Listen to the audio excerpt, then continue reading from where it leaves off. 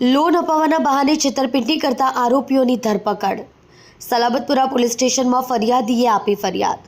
Consumer loan અને personal loan અપાવી ઠગાઈ કરતા હતા આરોપીઓ। લોનના નાણાં અને વસ્તુ ગ્રાહકને નહીં આપી કરતા હતા છેતરપિંડી। રિંગ રોડ એમ્પાયર સ્ટેટ બિલ્ડિંગમાં આરોપીઓ ચલાવતા હતા ઓફિસ।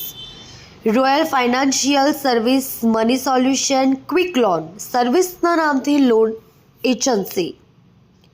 આરોપીઓએ ફરિયાદી અને તેની પત્નીના નામે 10 લાખની લોન કરાવી હતી। આરોપી સંતોષસિંહ, ગોપાલ ગુપ્તા અને અજય વાઘડિયાની ધરપકડ।